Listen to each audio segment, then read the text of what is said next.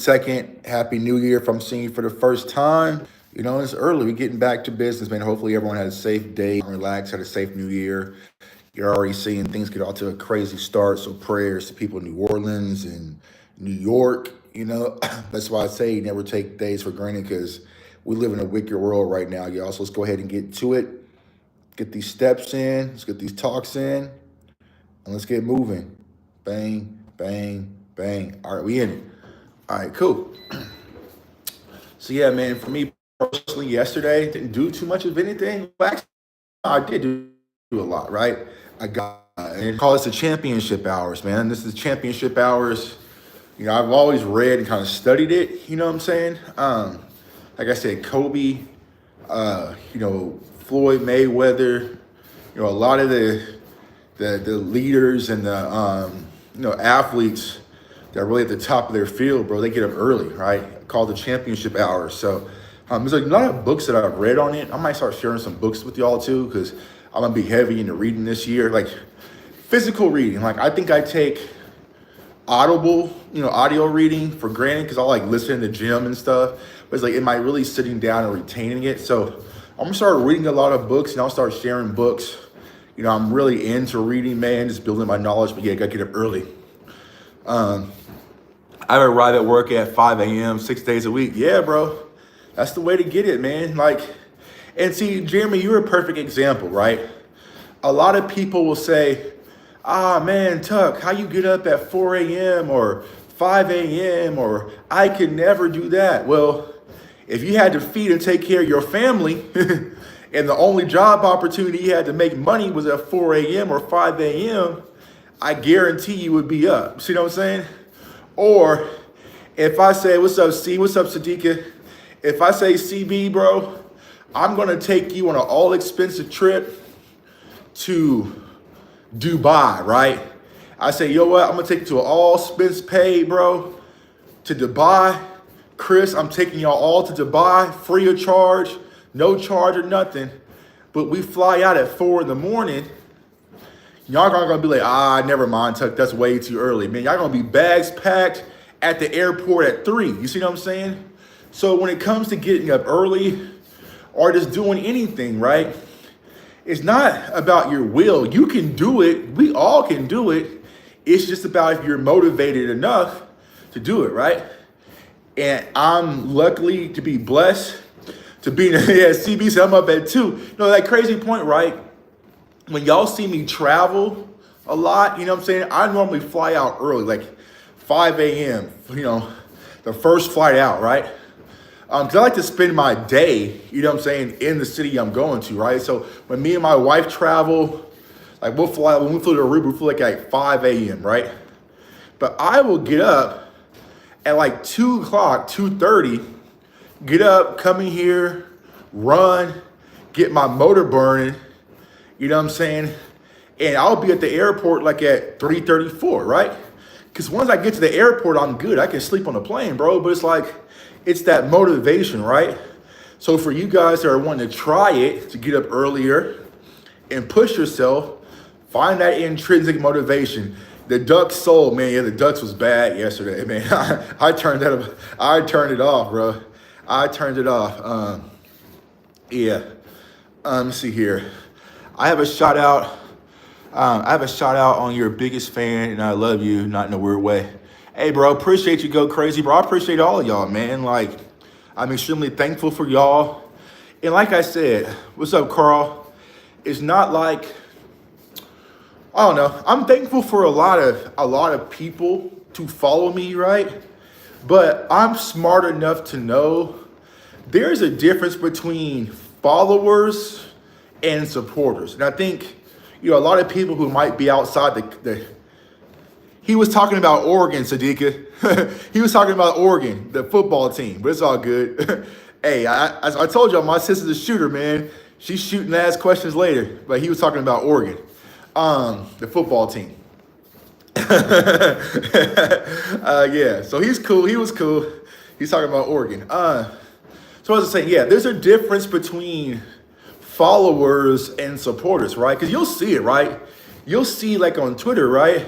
People will be like, I hate Jay Tuck. He's an idiot. He's a clown. I can't stand him, blah, blah, blah.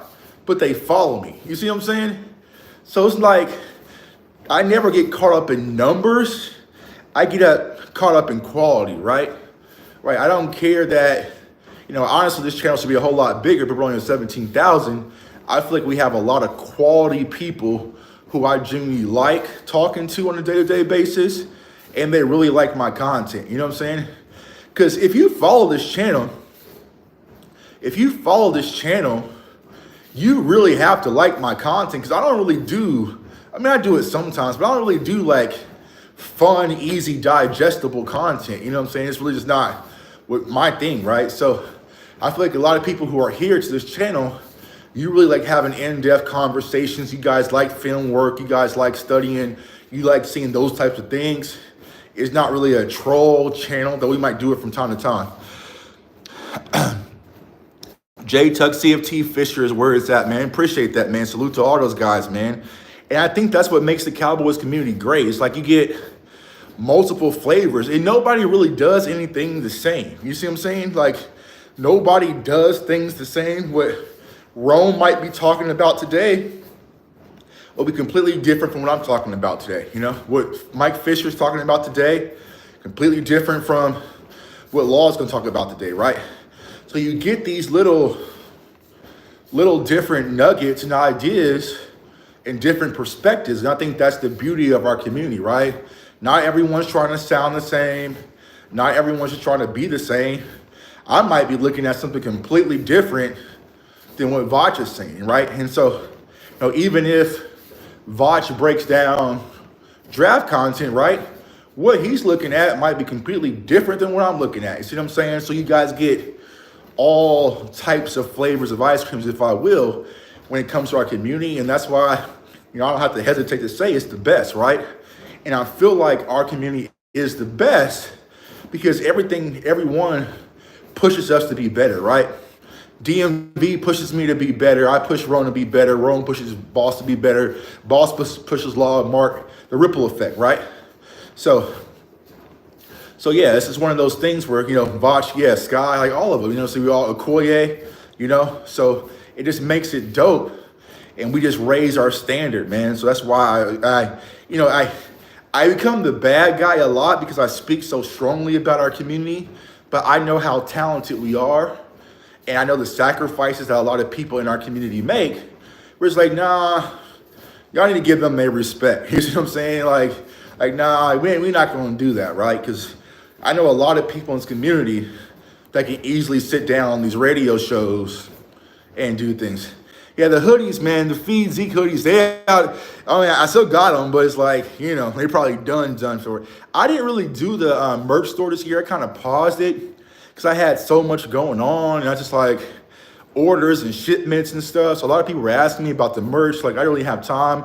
I might open it back up. I might as well because I'm paying a shitload of money for the store that I'm not even using. So I might open the merch store back up. But yeah, these were the originals, man. These are from like 2 years ago, 3 years ago. Salute to Zeke, man. Like I said, a lot of people have this weird thing about Zeke, but let's not forget what the hell he's done for this organization, bro. Like, I don't know why people want to treat him like he's scum of the earth all of a sudden. He really never did anything. You know what I'm saying?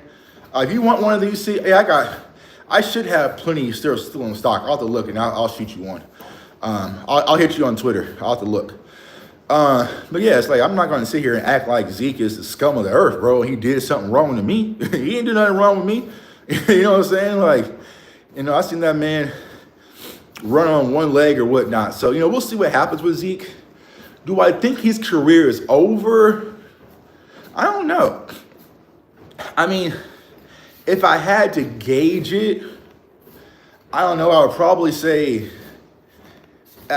career over and like done with football. I wouldn't go that far. But as far as like really getting to lead and, get over 100 or 200 carries, I'd probably say nah. Look at how Dalvin Cook is, bro. Dalvin Cook is just sitting on our practice squad. You see what I'm saying? So it's like, I don't know, But But it's not like I was saying yesterday on the show with Rome and DMV. I like players. I have players who I'm a fan of, right? I'm a huge Dak fan, Dak lover, right? I'm a huge Micah fan, Micah lover. Love CD, love Trayvon Diggs, love Wanye. Shit, I like a lot of the guys, right? But it's like at the end of the day, I'm Cowboys first. You know what I'm saying? Players are going to come and go. You know what I'm saying? Players are going to come and go, right? But I'm a Cowboys fan first. And I want what's best for the Cowboys. So that's just where my focus is. That's where this channel's focus is. That's just how we just do things, right? Yeah, I mean, since if you look at the whole Zeke situation, it's just, I understand why things didn't go the way it's planned, right? And I'm gonna give you guys this scenario, right? And it's for someone who's gotten the opportunity to be blessed to be around these athletes and these players, whether it's on the Cowboys, whether it's on other teams here in Kansas City or whatnot, right? What I'm trying to tell you guys is players are just like you and me. You know what I'm saying? The only difference is they can run faster, jump higher, and they're a lot bigger and stronger, right? But they're just like you and me, right? So what do I mean by that? A few years ago, I was brought in to I'll tell you guys this whole story. I'll tell you this whole story. Like I've talked to multiple people behind the scenes to confirm this, right? So it's like my story, right? I'm not Ezekiel Elliott. So a few years ago, actually like 10 years ago, you guys know I've been in sales, and I've been in sales for pretty much all my life, right? I just love sales because I love talking to people, right? So I got this new job, this new company, and they told me, hey, man, we want you to be one of our top sales guys. You know, you're going to go through a 2-month ramp up period. We're going to get a salary, right? And then after that, I mean, you're going to have tons of leads, man. You're going to be working nonstop, but your average salary will probably be around $400,000 to $500,000 a year. So I was like, bet, you know what I'm saying? So I took the job, liked the benefits, shook the guy's hand, let's do it, right? So I hit training hard, you know, went through my ramp up period, getting my salary for 2 months. Things were locked in, right? So boom, here we go. Ramp up period's over. It's time to go get this commission, right? First month, knocked it out the park, was top 3 in the company in sales, but all of a sudden, the commission checks wasn't the same. Oh, well, you know, we're still working out things, and technically your ramp out period is still kind of, so, you know, we had a good month, but next month, you know, everything should be good. Okay, well, Tuck will take the L, right? Commissions weren't coming in like that. Second month, once again, knocked it out the park. I was like top 5. Yeah, you know, what we're doing right now, we're changing our compensation structure, so it's going to be delayed. So I started to think, where the hell is my commission?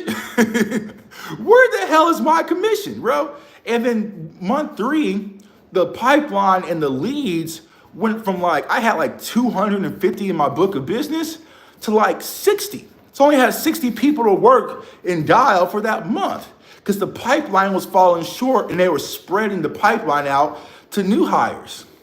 So now I don't have as many people to call and dial to close. So you're screwing me on my commission, my pipeline isn't full, and you're spreading out my leads, and you want me to start cold calling when you never told me to cold call in the first place. Cold calling is the worst thing you can do in sales, right? Because you're getting cold leads. Now, I mean, like Sadiqa has no idea who my company is, but I'm just calling her randomly to try to get her into my business. That's cold calling, right? You want warm leads. People who are already familiar have shown interest, right? So all hell started breaking loose. Well, eventually, so it started to happen. I'm going to work late. I'm taking late lunch breaks. I'm not making no calls. I'm not doing a goddamn thing until I get my commission and my leads that I was promised, right? So what am I saying? The conversation was this offseason. You hang up. Yeah, I can imagine calling Sadiqa, saying, get off my phone, quit playing on my phone, right? But you got to find a hook, you know what I'm saying? So I started showing up late. I started pouting a little bit, started going on long lunch breaks. They wanted me to travel to Memphis and all these different places. I was like, no, I'm not going, right? So then it was, well, Tuck's not a team player. Well, I'm not a team player because you're not fulfilling your obligations that you sold me on, right?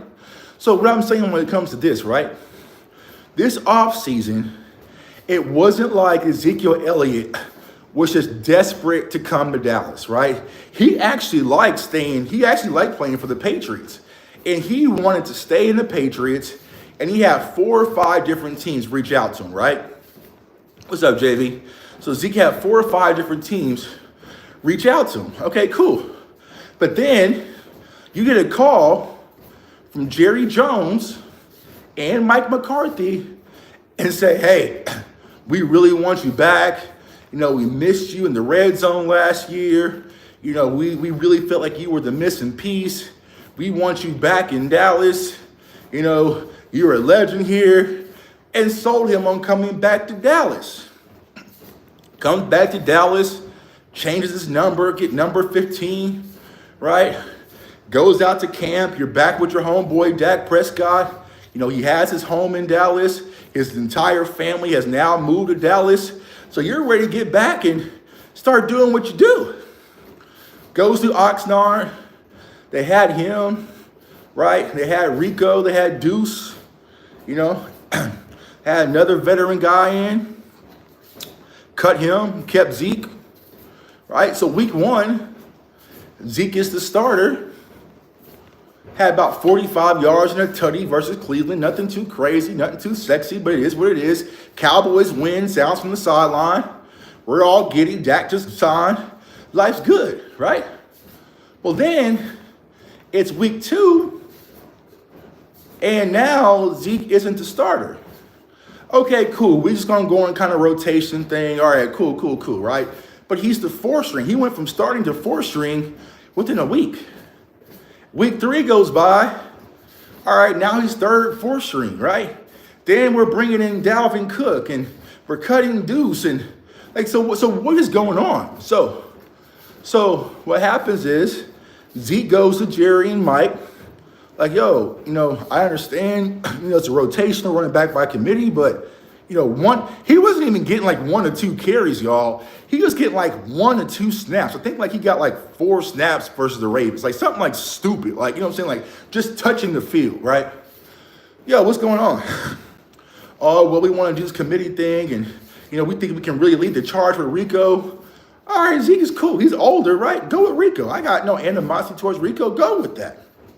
But if you guys plan on using Rico, cool.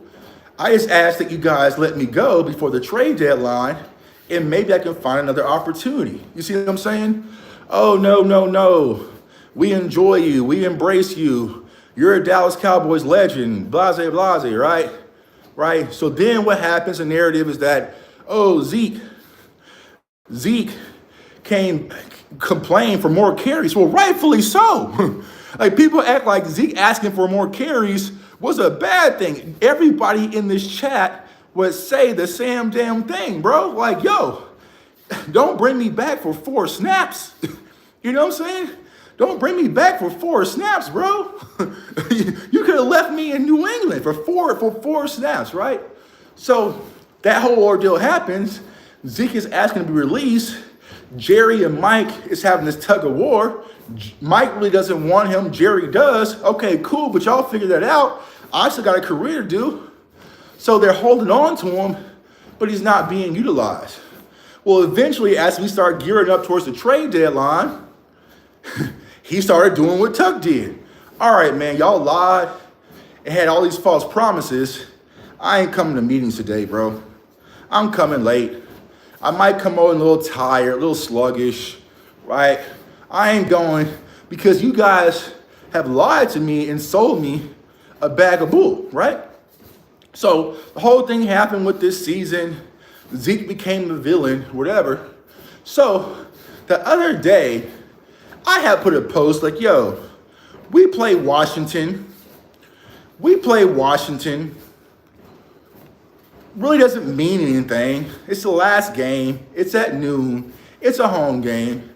Zeke is one touchdown away for breaking the all-time rushing touchdown record in Dallas, right?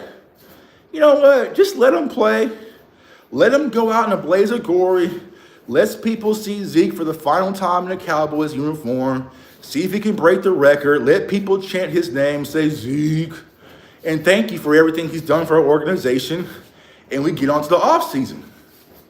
Well, it sounded like from conversations behind the scenes, Jerry Jones was like, yo, I like that idea, Tuck. And I think we're going to go with that, right? So that was going to be the plan. Mike McCarthy then says, no, we are still trying to play our guys and play my guys. And Rico is going to start. And Zeke was going to be 3 snaps, 2 snaps, maybe a red zone goal line from here and there, right? So Mike McCarthy put his fist down the table. Jerry said, you know what? Fine. You got it. Told Zeke. And Zeke asked, like, yo, is there a possibility you guys could just release me in hopes that someone can pick me up for a playoff run? And Jerry Jones, by doing right for Zeke, said, let me give you that opportunity, right? So that's the whole story. And I talked to multiple people. I talked to like 8 people. You see what I'm saying?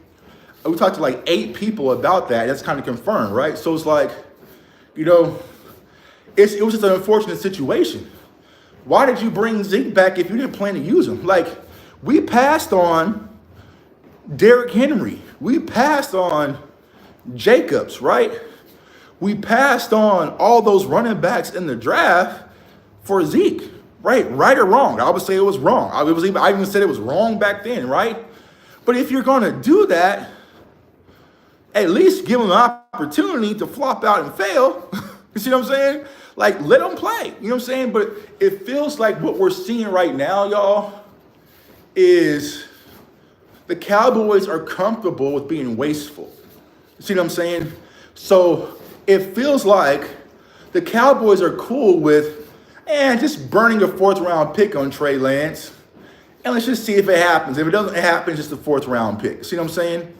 Or the Cowboys are comfortable with just tossing a 4th round pick for Jonathan Mingo. And if it flops out, all right, who cares? It's just a 4th round pick, right? The Cowboys are comfortable with passing on a boatload of running back talent in the free agency market and also in the draft to give Zeke an opportunity. And you know what? Scrap it, right? So we're being wasteful. It's like our kids when they waste their food. The Cowboys are doing that with premium draft picks. The 4th round draft pick is where we got Dak Prescott, right? We're doing that with premium draft picks, and we're doing that in free agency. They're just being wasteful, you know? Like, could we have at least let Zeke start 1 to 2 to 3 to 4 games to where it really looks bad? And we're just like, all right, bro, get him the hell up out of here. We never really had that opportunity. He was benched after week 1. Everybody, we just wasted that. You passed on Jacobs. You passed on Aaron Jones. You passed on Derrick Henry. You passed on Braylon Allen, Bucky Irvin, Audric Estime. You know, the list goes on and on and on, right? We passed on all that for Zeke for 1 week 1 start. And that was it. You know? So it's just like, I don't get why they're being so wasteful, bro. Like nah, bro. If I'm going to give up a 4th round pick for Trey Lance, he's going to play tight end. I'm going to have a wildcat package just for him. I'm going to have something special just for Trey Lance because I'm not going to let my 4th round pick just burn ashes on the ground. And we got Christian McCaffrey in the chat, man. We got Christian McCaffrey. You know what I'm saying? You Christian CMC, you want to get healthy and come to Dallas, bro? But I'm not going to burn my 4th round pick on Trey Lance and just have him as a clipboard holder, bro. Like, you could have easily went with Trey Lance and let him be a wildcat. Let him be Something. Run RPOs, right? Especially when Dak went down. I get it when Dak was playing. Okay, you don't want to do dual quarterback. Soon as Dak went down, you should have had some packages for Trey Lance. Some RPO packages, some Wildcat packages, some Taysom Hill type packages. I try to get Christian McCaffrey. Christian McCaffrey says he's not coming to Dallas. All right, cool, whatever. But yeah, you got zero value. You got zero value. So the Cowboys have gotten zero value out of their 4th round pick from Trey Lance. They gotten zero value out of their trade for Amari Cooper in drafting Matt Waletzko, right? They got zero value after passing on Derrick Henry for Zeke, right? They are getting zero value. They are getting zero value for their moves and their decisions. And the crazy thing is, they're not being held accountable.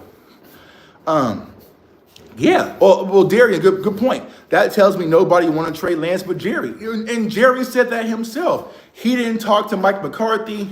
He didn't talk to Will McClay. He didn't talk to anybody. That was a decision that Jerry just made on his own, right? So, I mean, okay, cool, bro, but you might want to talk to your head coach first, right? But I think that Jerry was doing that with the mindset of, all right, this is how I'm going to get Dak to sign. Like they thought they were about to Jordan Love, Aaron Rodgers, Dak with Trey Lance, right? And see, at first, I was super excited that the Cowboys got Trey Lance because I thought it was about improving our backup position with Cooper Rush, right? That's what I thought it was. Until Stephen and Jerry Jones came out and said the thing that attracted us the most about Trey Lance is his cheap value contract and what you could build around that. And that's when I did the show with Boss Cowboy. I said, never mind, bro. I'm over it, man. I'm over it. B. Bird, appreciate the super chat, bro. Trey was brought here as leverage only. After his preseason performance and Dak signed, they no longer had use for him. Exactly, bro. That was exactly what, right? Because let's say, for instance, B. Bird, let's flip it, right? Let's say Trey Lance goes out there and he has a Dak Prescott like preseason and he's putting up godly numbers and he's lighting up the scoreboard. Well, then they could have used that as leverage versus Dak Prescott and be like, listen, we got a young guy. All the people who hate Dak would be like, oh, we can start trading Trey Lance, all the media frenzy, all of that, man. If Trey Lance would have came out and threw for 400 yards and 5 touchdowns in preseason and rushed for like 100 yards or something like that, it would have been Trey Lance mania. See what I'm saying? But since that didn't happen, they folded. So they brought Trey in, and it's so unfortunate to this kid, man. It's like, you know, sometimes fellas, you know, we might really like this girl. It's the girl that we want. But we're going to bring this little girl over to the dance to try to make them jealous. You see what I'm saying? And it didn't work with Dak. You see what I'm saying? It just raised up Dak's price tag, and he upped the bag on y'all. So it's unfortunate for Trey, but, you know, some of these players, their careers get dangled around because of puppeteering that your organization does. You see what I'm saying? So like, yeah, so it's like one of those things, right? It's like Archie Campbell. Cowgirls suck. Y'all remember when 8 Mile, when Eminem had 8 Mile, right? And he said a line when he was battling the free world, and it really applies to Eagles fans. You know what I'm saying? When you're saying like, pay attention, you're saying the same shit that he said. Like, bro, y'all really saying the same thing. Like, you're really copying and pasting the same thing. Where's the originality? You know what I'm saying? Pay attention. You're saying the same shit that he said. Cowgirls suck. I don't know. But yeah. So yeah, I just feel like it's unfortunate, right? But, you know, as chaotic as this season was, y'all, yeah. You know what I'm saying? Fire back, bro. Like I said, we got shooters all over the building, man. Actually, hold up, JV. Hold up, bro. Let me do this. Hold up 1 second. Bang. Bang. Bang. Let me give you 1, 2, Rock. See here. Bang. Bang. All right, cool. Yeah. shooters all over the roof. Welcome to the Carter. You know what I'm saying? But yeah, it's like one of those things where it's, we had a bad season, y'all, but there still has been some good, right? And one of the goods that I really saw, and I've been talking about this guy since we drafted him out of Iowa, I feel like we saw the emergence of Chauncey Golston, man. I like what Chauncey Golston did. If you go to my film station preseason, we did the Chauncey Golston film early, and a lot of the things that I said about him really came into light. You see what I'm saying? So I've always liked Chauncey. I like his versatility, right? To be able to play on the inside, play on the outside. He's always just a lunch pail guy. So I felt like Chauncey can be in a new capacity, right? Can give you that Dorrance Armstrong type feel, right? You know what I'm saying? No problem, JV, bro. Have at it. I feel like Chauncey can give you that Dorrance Armstrong type of lunch pail motor guy. You know what I'm saying? So I will return Chauncey. Jay Lou, man, I told everybody Jay Lou was going to have a phenomenal season under Mike Zimmer. Now, the one thing I missed, I thought he would have a lot more sacks under Zimmer because I know Zimmer likes to send corner pressure. But, I mean, he pressured a lot of times. He just didn't get to the quarterback, right? So, overall, Jay Lou had a phenomenal season, man. He bounced back hard. But what I wondered about Jay Lou is his price is going up. You see what I'm saying? Like, he might be one of those ones. He might be one of those ones where he might have loyalty to Dallas. You see what I'm saying? So he might, work with the Cowboys.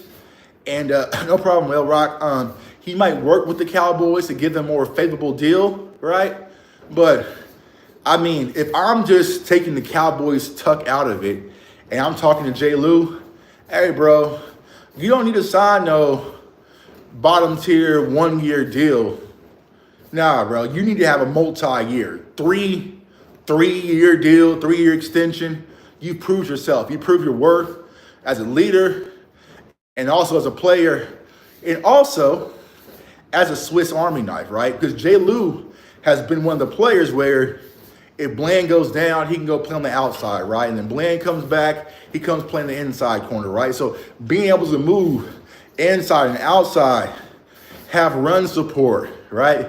Also be a leader, be a spark plug, effort, vocal, all those things. I think that Jay Lou has worded himself to a multiple year extension. So I'll be shocked if Jay Lou signs like another 1 year deal and I think he earned more than that. Now, I'm not going to tell some people how to handle their money situations, right? But for me, if I was your agent, CFO agency, we're not accepting no 1 year deal, bro. We are not. Your price tag has gone up. You know what I'm saying? It's going drastically up. And so we'll see how that all shakes out. Now, the question I get asked a lot, y'all, about Osa Digizua. I don't know. I do not know, y'all. It really depends on his price tag once again. But Osa has played well this year. And this is kind of what we talked about last time in live shows. Like sometimes we draft these guys and it might take them 3 to 4 years. Well, then it's contract year and that's when you see the big spike. Now you have to pay them, right? So when it comes to Osa, I would probably say I think he will return, maybe, but it really depends on his price point. If you look at the price point around defensive tackles around the league, it kind of gives you that same type of production. I don't know if they don't try to spend it. You know what I'm saying? I don't think I'm trying to spend it. But I feel like when it comes to Osa, he's worn an extension. Now, here is the topic of this conversation, right? And I will toss this over to you guys, right? When it comes to our corner, Deron Bland, do you guys think big extension, just try to hold him? Like, what do you think should happen with Deron Bland, and what is the price tag? I want to see you guys' comments first. Love your effort. Been seeing your stream. Keep up the persistent work. There's always next year. Go Birds. Appreciate you, bro. Appreciate you. That's love, especially coming from an Eagles fan, man. You know, we just go hard, man, on this channel. And just try to give y'all as much content, but not just Cowboys fans, you know, all NFL fans, if they act accordingly in our community, content, right? There's a lot of draft stuff's going to be happening, you know. So if you guys want to see prospects and players, you're definitely in the right spot, man. So definitely appreciate that, especially coming from an Eagles fan. But yeah, do you guys think that Deron Bland has warranted a big extension in Dallas? It's tricky. It's tricky. It's tricky. It's tricky, right? Because one, we signed Trayvon Diggs, right? We had Deron Bland. We knew the caliber of season that he had last year, all the pick sixes, right? Skull got the Vikings in the house, man. Salute to y'all, man. Like I said, I don't know how y'all doing it, but y'all doing it and doing it well. But he had the pick 6 year, broken records, right? Comebacks this year, has the foot injury, right? Hasn't really looked the same. Here is why I say, what's up, my guy, Buzz? What's going on with you, bro? Here is why I say I would sign Deron Bland back for a healthy extension, right? Because as of right now, I haven't seen any news on it, but I'm not sure how long Trayvon Diggs is really going to be out with the knee injury, right, or the knee surgery. So you could go in a situation where, let's say you lost Deron Bland, you lose Deron Bland, you know, you have no Trayvon Diggs, and let's say Jay Lou goes elsewhere, right? Then your secondary and your corners drastically change, right? Because we don't have no young guys. I know we drafted Kalen Carson. He's going to be on a year-by-year case basis because I really like what I saw this year at the NFL level. College, he was phenomenal, right? So then your corners look a whole lot different. So why I would sign Deron Bland is because going into next year, he's going to be your clear cornerback number one for at least, I would say, 8 to 9 weeks. You see what I'm saying? So I would say, yeah, you gotta get Bland. Now, has the play this year been worth it? No, right? But once again, I feel like you're kind of in a situation where I don't see any other options, right? There are some corners which we'll talk about in this draft, right? But you're relying on a rookie to kind of come in. And unless you're getting a Travis Hunter or one of those guys, you know, it's going to be a massive learning curve. So if you don't re-sign Deron Bland, your cornerbacks and your secondaries look drastically different, especially with no Trayvon and no Deron. It changes everything. So for me personally, I would sign Deron Bland, but I would, if he's asking for a top market, like, you know, top market, I would probably hesitate slightly with that. You know what I'm saying? Top market, no. You know what I'm saying? It'd probably have to be like mid-market, to be honest with you. But, you know, go get your money, duffel bag. Boy, I never stop when these players try to get their bag, but I can't see paying top market to Trayvon, top market also to Deron Bland as well. I just can't go with that. Were you able to see Cody Simon, good linebacker, yesterday? What are your thoughts, man? Yeah, I watched I didn't watch the full Ohio State game yesterday because it was a blowout, and I kind of turned it off and got the Squid Games. But, you know, Ohio State has some talent. I like linebackers, Ohio State. The one thing I'll say is I have to see how things unfold, right? I have to see how things unfold with the defensive coordinator. I have to see how things unfold with, like, who returns, right? His Kendrick returns, right? But I like his style of play. But for me, I still want guys that are high motor, right? Because what I'm trying to do, I'm trying to find another Overshown-esque impact player at the linebacker position. I feel like there's a lot of quality linebackers like the Jay Higgins and, you know, the Stutmans and, like, you know, some of the quality guys.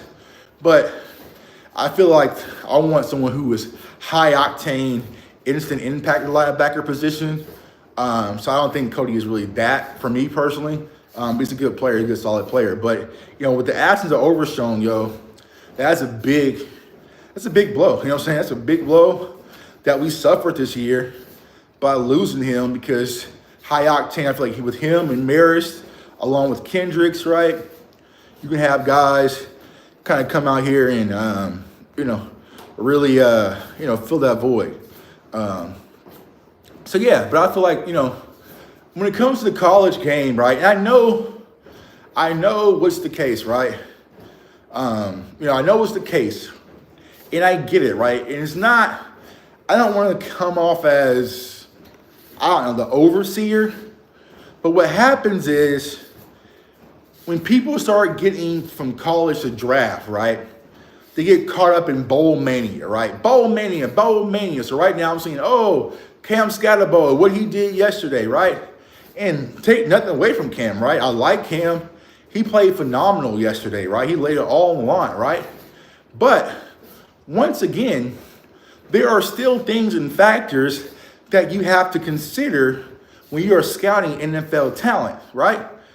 You play big in the big moments, but there's still other things. Are the traits there, right? Is there the vision there? Is the burst there? Is the balance there? Like, all those little traits add up, right? Versus his overall performance.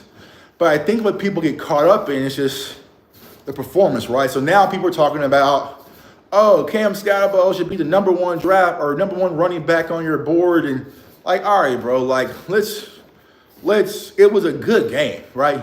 Because if you are just judging players off their bold performances, right, you can put Stetson Bennett up there, right? Mac Jones was a champion, and, Max Duggan, what he did in his bowl. Like, all right, bro, like, I get people are excited. Bowl games were fun yesterday, but let's just kind of pump the brakes just a little bit. You can be excited, right? But let's just pump the brakes a little bit, right? But y'all know draft season, here after Sunday, especially for the Cowboys, things are going to fall off content-wise for a lot of people. People are going to go on vacations or whatnot, and they're going to cherry pick and kind of be lazy with stuff, right? And kind of get lazy content, lazy stuff out there, right? So it just is what it is. But let's kind of just pump the brakes off of every extravagant, bold performance and be like, okay. I'm basing my whole thought process on the draft of players who've been in college for 3 to 4 years off of one game. You know what I'm saying? Yeah, he's been doing it all game. I mean, he's been doing it all season long, right? But let's case in point, right? Y'all remember last year, okay? Y'all remember last year. Who was the top running back in the draft if he would have came out last year? I'm gonna see if y'all some really college football watchers, right? I'm gonna see. Your new head coach will definitely set the tone for this team, draft priorities, trade, etc. If y'all go out there and get an offensive guru, your defense will suffer for years. Get Vrabel in the building. Vrabel's gone, right? So who was the darling of the NFL draft last year, but he didn't come out, right? Let's see if y'all know.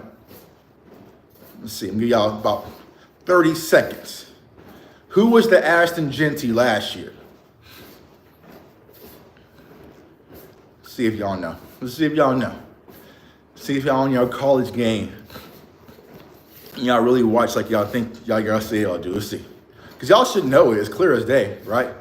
Who was the running back favorite last year that everyone thought was the next GOAT, the next Barry Sanders, the next guy that was going to take the league by storm that everybody loved, right? All right, so I see Blake Corum, don't know, right? The name was Ollie Gordon out of Oklahoma State, right? So y'all remember last year, I mean, it wasn't as Genty-esque, but it was damn near close, right? Ollie Gordon out of Oklahoma State had an insane season last year as a running back. I mean, multiple records. He was going crazy in the Big 12. Like, it was nothing the kid could not do, right? He was just like Oh my God, can't wait for Ollie Gordon. Oh my God, Ollie Gordon, Ollie Gordon, Ollie Gordon, Ollie Gordon, Oklahoma State, right? So he was that Ashton Genty of last year. You know what I'm saying?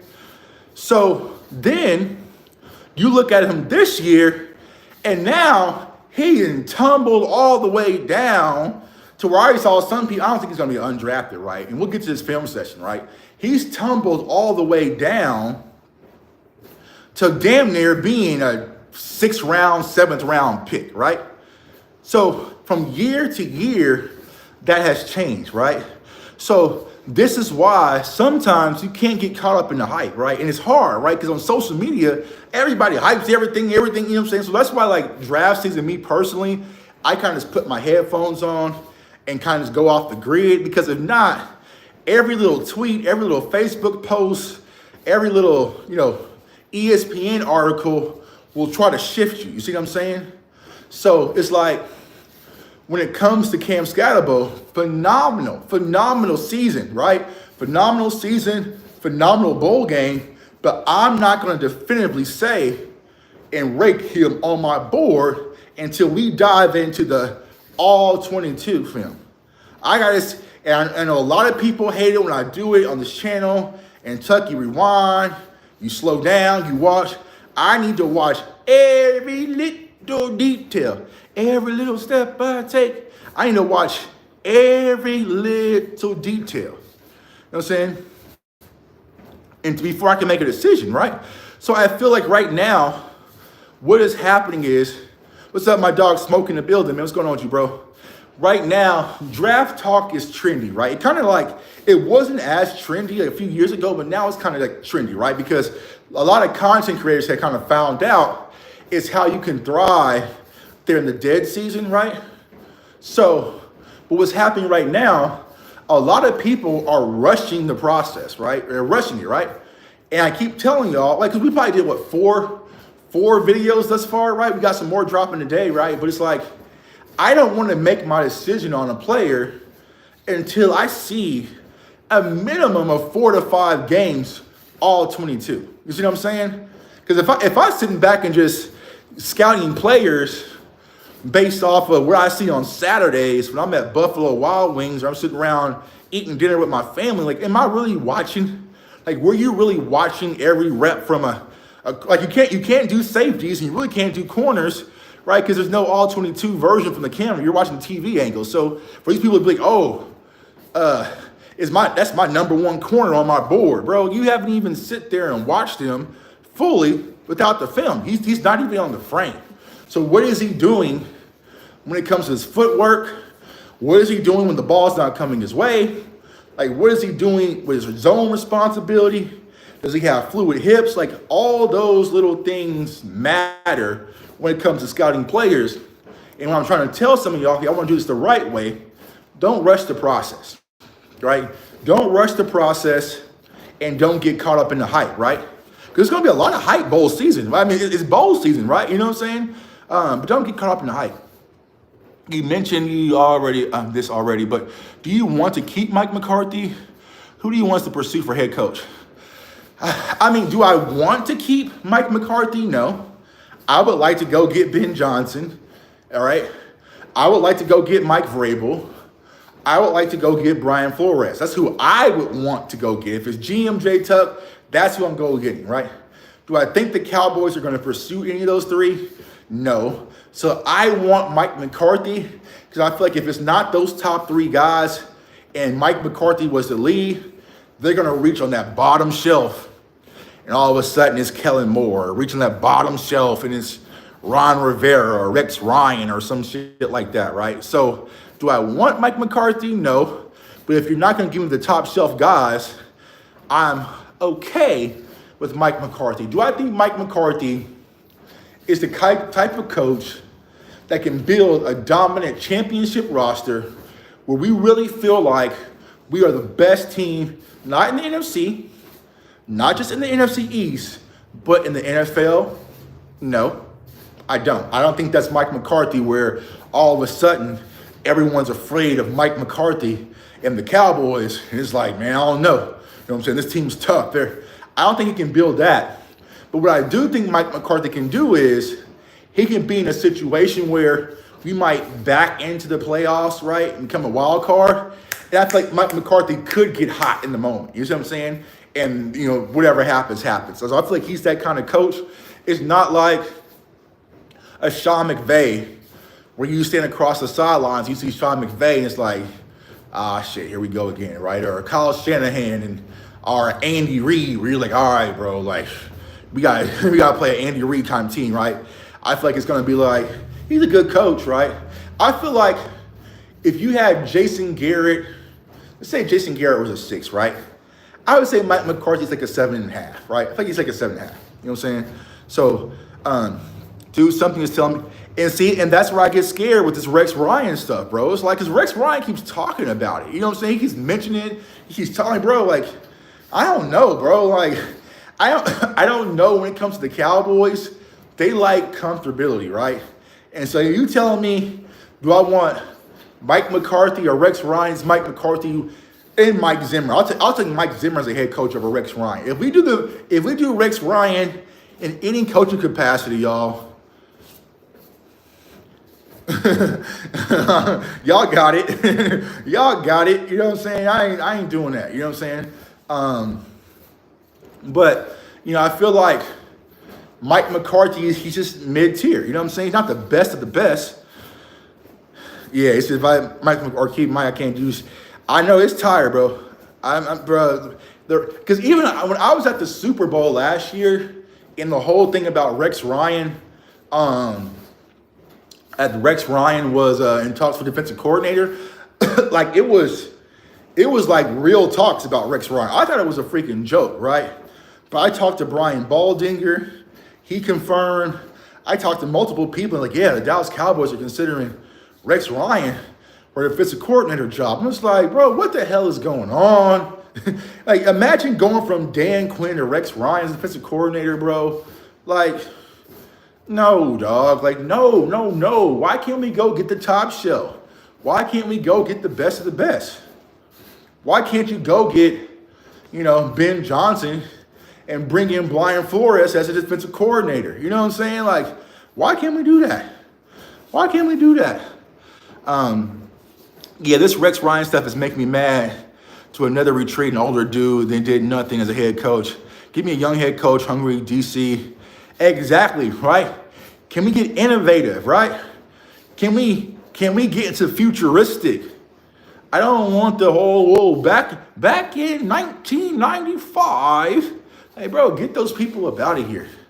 Do you feel like the league offenses are advancing past the knowledge of their older coaches? Good question. I don't, right? Because I talked about this, right?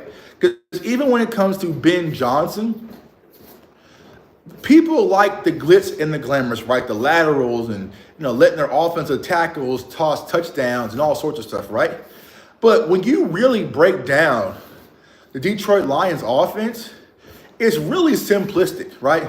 There's not a lot of craziness to it. It's very simplistic, getting the run game going, right? With Gibbs and Montgomery before he got hurt, right? You have wide receivers on the outsides and St. Browns that can stack and get over the top, right? But are physical catchers at the catch point. You also have a tight end in Sam Laporta that can stretch the seams. So they get the run game going, get the play action moving. They have guys that can stretch you vertical if you like. So it's nothing like outside the few trick plays here and there. It's nothing crazy innovative. You know what I'm saying? Like, if you really want to compare Ben Johnson's offense to like what Mike McDaniels did, right?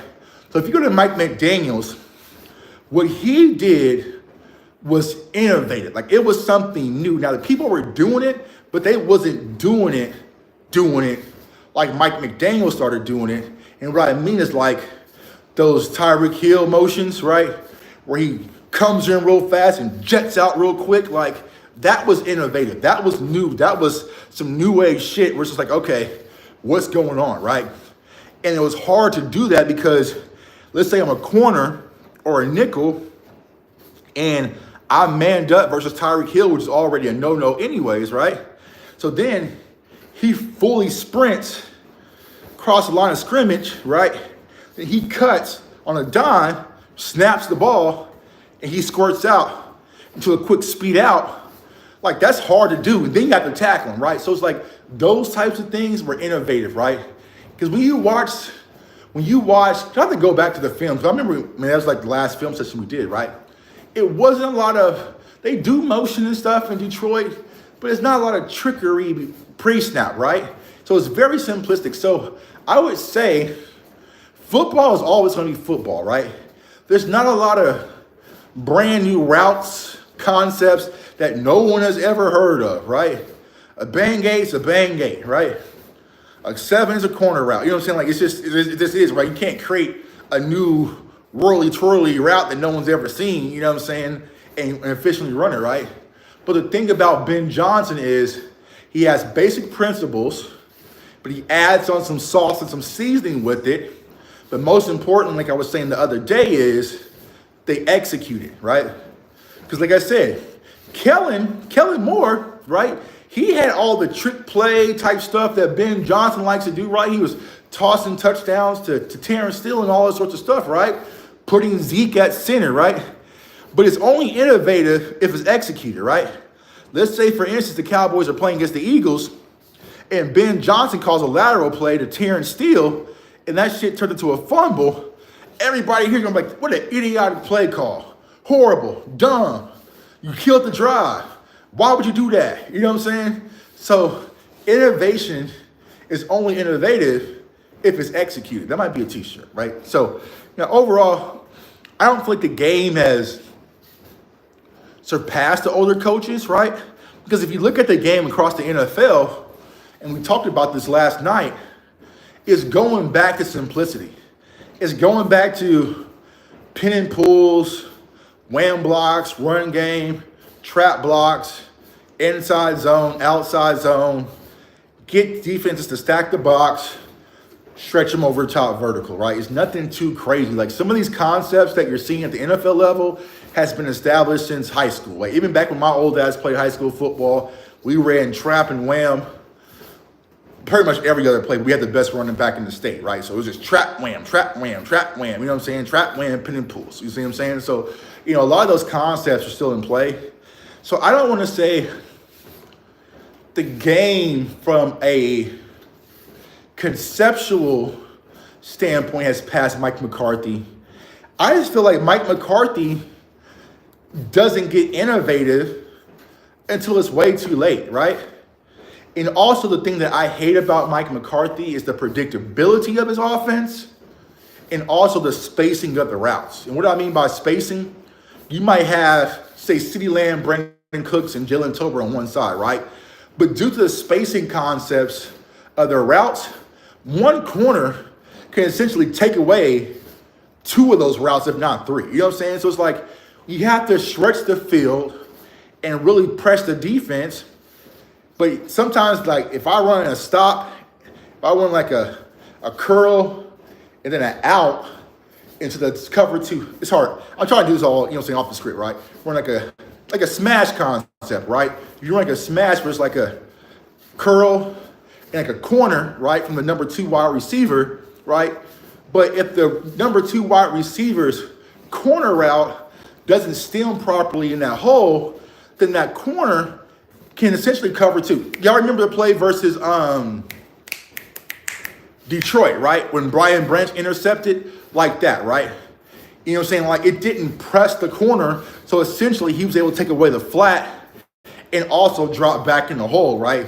And that was kind of due to spacing. See what I'm saying? So I think that's one of the things, I think my biggest frustration when it comes to Mike McCarthy. And also, it's just like the identity. I just hate the Cowboys just don't have an identity. Y'all don't know. I ask y'all, are we a run-heavy team? Are we a pass-heavy team? Are we a big personnel team? Are we a 2-back team? We just, a little bit of this, a little bit of this. Do you feel like it becomes his job to get a new OC, and that's something you guys should look into? I don't think Mike McCarthy is going to get a new OC, and this is what I kind of dread about this season just entirely, y'all, is that I promise you, and we'll book it now, I'll bet you guys money right now, we are going to hear the injury bug excuse And that's going to be everyone's opt-out, right? They're going to say, if you look at Mike McCarthy's offense last year, it was one of the best offenses in the NFL. We just had some injuries and some misfortunes, right? So I don't think they're going to press offensively to go get an offensive coordinator. I think he likes Schottenheimer, and they're going to say, hey, we did it just fine a year ago. We would have been just fine if we didn't get hurt, right? Which isn't the case, right? It really isn't the case, but I think that's going to be the case that they're going to sell us. Yep, same as the play as C.J. Gardner Johnson picked off last game. Right, yeah. So the spacing is bad, bro. Like, when you look at some of these interceptions, sometimes whether it's Dak or Cooper Rush, you might see 3 wide receivers is all blue. You know what I'm saying? It might be like 3 blue jerseys around 1 interception. You see what I'm saying? Because the spacing is off, right? So I think it's like you have to know when to get into your concepts and when to get out of them. You see what I'm saying? Now, I don't know from a foundation standpoint, is Mike McCarthy running a hybrid, right? But typically, like when Mike was in Green Bay, you go back to his time in New Orleans and also San Fran, like when he really ran that West Coast offense, it was more like you have man-breaking routes, right? Man-breaking concept and a zone-breaking concept. And it was kind of like a half field or read, right? So you got to split the field, right? If you sense it's man, you're on the right side. You sense zone, on the right side, right? So, typically what he would do is he would have like a Yankee concept, right? When you're pretty much like, y'all went through the concept of Yankees, right? Or scissors, right? Or a scissors concept, we kind of split into safety, right? So you can have that type of concept or a dagger concept on the front side, and then you have a quick alert on the backside, meaning if I'm gonna run dagger, meaning CeeDee Lamb's gonna run this dig route, right? So maybe like it's 10 and in, right? 10 and in, a dagger concept, right? And the number 2 is gonna really stretch the safety to pull him away. I have that, but if I have, let's say, Brandon Cooks, Devontae Turpin on the backside, and I see this corner press, right? Then I have an alert that we're gonna go deep and take the shot on the go route. You see what I'm saying? So that's how traditionally Mike McCarthy's offense has been played, but I'm not sure, is it the same right now? Because of course we're not in the room, right? So I think that's kind of how the concepts are. You have a front side concept, then you have a backside alert, right? Inside, number 2 wide receiver pulls the safety. Number 1 wide receiver runs the dig. If he drops, the linebacker drops, right? You might have something shallow underneath with the tight end, but if it's not there and we have the shot, take the shot. You see what I'm saying? So, but it's like one of those things where it's like, I don't know, you know what I'm saying? It's like all over the place. You know what I'm saying? It's like all over the place sometimes. And it's like the frustration with Mike McCarthy is like, you ever have, and a lot of us are parents, you know what I'm saying, or you've been around kids. We ever have like kids that are like smart as shit, right? They're really talented, really smart. We know they can do the things in school or whatever to really be successful, right? But they often just do dumb shit. You see what I'm saying? Like, I feel like that's when it comes to Mike McCarthy. Bro, I know you can call plays, bro. You coached with Joe Montana, to Brett Favre, to Aaron Rodgers, now to Dak Prescott. I'm not going to be one of those content creators, these people who act like Mike McCarthy's an idiot. He's not. He is really a football savant. He really is, right? He really is. Like, he's one of those people who lives, sleeps, eats, breathes football, and offensive football at that, right? Kind of like if you ever watch like Gruden Grinders, like the people who are like built, it's like football's in their DNA. Mike McCarthy is that. He just do dumb shit sometimes, bro. Like, and that's just where it is, man. And that's the frustrating part. Is like, bro, you know better. You knew better to do that. So why'd you do it? You know what I'm saying? Like some of our kids, bro. It's like, you know, you wasn't supposed to put your hand on the stove. You knew it was hot. Why you touch that? You know what I'm saying? Why'd you do that? And they're like my kids, they'll say, sorry. Now your hand is on fire because you touched the stove, you dummy. You knew it was hot.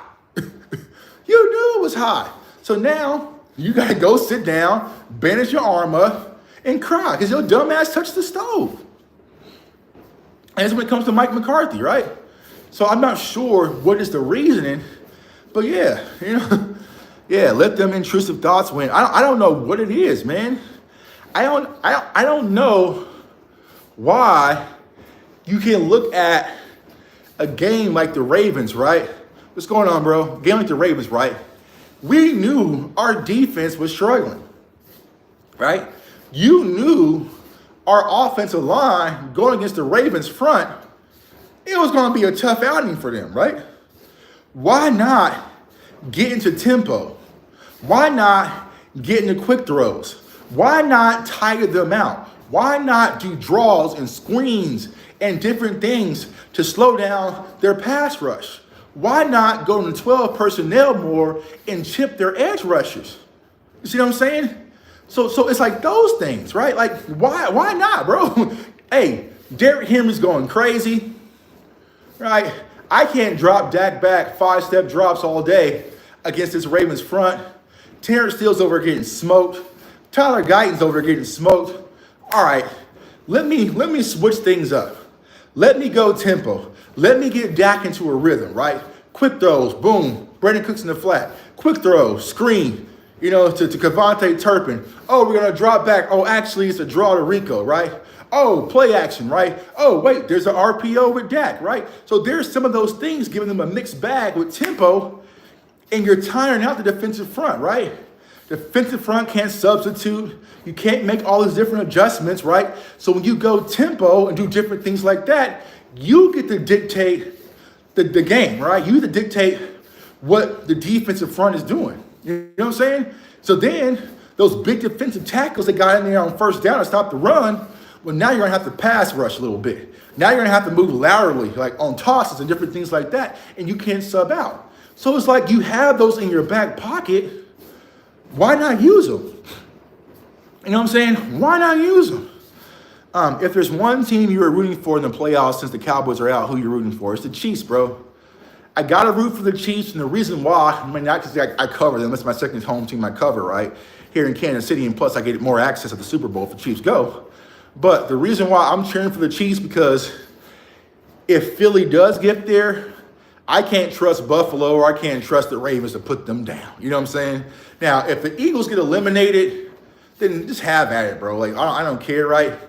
But I feel like if the Eagles were to get to the Super Bowl, the only team I can trust to put them down in the dirt would be Pat Mahomes. I'm not trusting Josh Allen to do it. I'm not trusting Lamar Jackson to do it. I got to roll with Kansas City, man. That's my hit, man. You know what I'm saying? Last year, I need a favor to put the 49ers in the dirt. They said, all right, Tuck, cousin, I got you. Put the boys in the dirt. Year before, I needed help putting the Eagles in the dirt. Got you, bro. Hey, I got to see what works. You know what I'm saying? Now, let's say if the Lions go to the Super Bowl or something. Okay, cool, bro. The Ravens can go. The Bills can go. You know what I'm saying? I ain't impressed about it. But if it's the Eagles, I need that hitman I can trust, man. I need that contract killer in Pat Mahomes because he puts people in the dirt. You know what I'm saying? Because it was cool, like at the Super Bowl last year, like those 49er fans, bro, like they felt it, right? They really felt it when they got up on that final drive. Them 49ers fans were going crazy. You know, they were celebrating.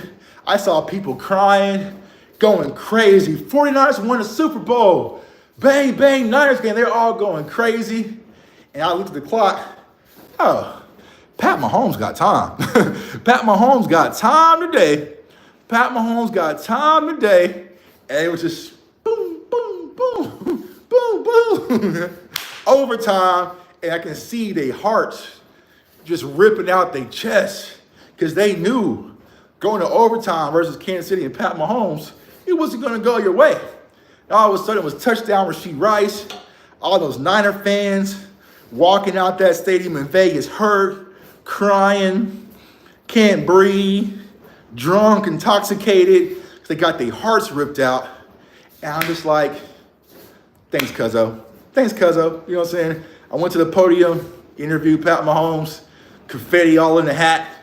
Appreciate you, bro. Contract killer. Donated to his charity. You know what I'm saying? We got right back to football. Injuries tearing them up, though. Yeah, but I will say this about the Chiefs. The Chiefs are about to get scary because I think you're talking about the Chiefs injuries, right? But now that they got Hollywood Brown back, now with D-Hop and Xavier Worthy, and I think that Travis Kelsey's kind of done low managing, and now you got Isaiah Pacheco back with Kareem Hunt. You know, the Chiefs' really only biggest void, to be honest with you guys, is that left tackle position, right? Their tackles are kind of but outside of that, man, they're loaded. So get a healthy Hollywood Brown's going to be rested. Xavier Worthy rested. Pacheco rested. Mahomes rested. Kelsey rested. You know, 2 weeks of rest. And you got to come here in Kansas City and do it. It's different, man.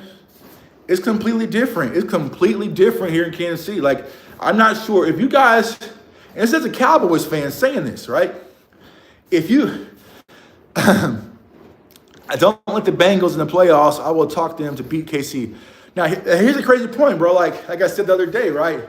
If you have a chance to beat the Broncos and keep them out, but let the Bengals in, I might let the Broncos in, bro, to keep the Bengals out, bro. Because it's like Joe Burrow, even though the Bengals have been playing bad, that is a team and weapons you don't want to play. Because that's like what I was saying with the Cowboys, right? I feel like the Cowboys could be like what the Bengals are right now, where it kind of looks bad, but it's like, I don't know. I don't know. You know what I'm saying? I don't know. Like, they look bad, but I don't know if that's a team I want to draw in the first round matchup. You know what I'm saying? Like, and that's how I kind of felt back in those years where, you know, we had CD and Gallup and, you know, Cooper and Zeke and Pollard. Like, even though he wasn't up here, right, at the elite, we were a team where it's like, don't let them get high. Like, don't let it click at the right time, right? And that's the thing with the Bengals. Like, imagine if all of a sudden they get into the playoffs and then randomly that Bengals defense clicks and takes it up another notch. You see what I'm saying? Then how scary are they? You see what I'm saying? So it's like, I personally, I want the Bengals at home, bro. I'm not even going to give them an opportunity. You know what I'm saying? But we'll see.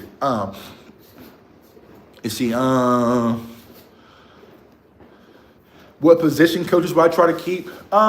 Good question. I mean, Al Harris, and I haven't looked, right? I haven't looked at Al Harris' contract, because I know they gave him an assistant, defensive, whatever. Kind of just gave him a role.